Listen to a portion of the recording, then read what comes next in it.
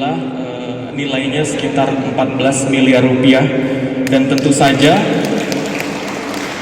kami harapkan setelah serah terima ini, gedung ini dapat dimanfaatkan semaksimal dan seoptimal mungkin untuk menggali bibit-bibit atlet sepak takraw di Kabupaten Muara Enim. Jadi saya sepakat sekali dengan Pak Chandra tadi bahwa kalau untuk cari medali gampang, tapi yang paling susah adalah bagaimana kita menumbuhkan ataupun membangkitkan semangat olahraga, dan tentu saja kita akan lebih bangga kalau yang mendapatkan prestasi adalah putra-putri asli dari Kabupaten Muara Enim.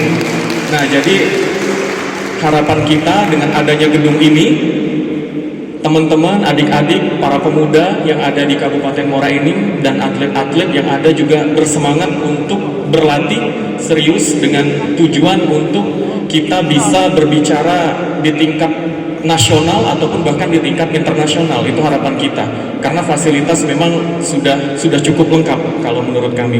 Bantuan yang kami sampaikan ini merupakan salah satu wujud nyata dan komitmen PT Bukit Asam untuk terus bergandengan tangan dengan pemerintah Kabupaten Muara Enim untuk menunjang fasilitas olahraga ataupun mengembangkan potensi-potensi yang ada di masyarakat di lingkungan Kabupaten Muara Enim ini. Nah, harapan kami melalui program CSR ini tentunya akan senantiasa kedepannya berjalan dengan baik. Kita bisa selalu bekerja sama, bergandengan tangan, dan CSR merupakan, sedikit informasi Pak Bu, CSR ini merupakan kewajiban ya Pak, kewajiban dari perusahaan.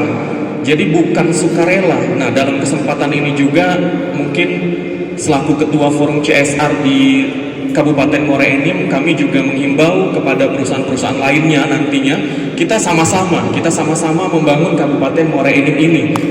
Jadi kalau kita lakukan bersama-sama, tentunya hasilnya akan lebih bombastis lagi dan lebih baik lagi gitu daripada kita lakukan sendiri-sendiri. Harapan kita nanti semua perusahaan yang ada di Kabupaten Muara Enim ini akan kita giatkan lagi untuk kewajiban CSR-nya. Seperti kata pepatah, dia kita dulu.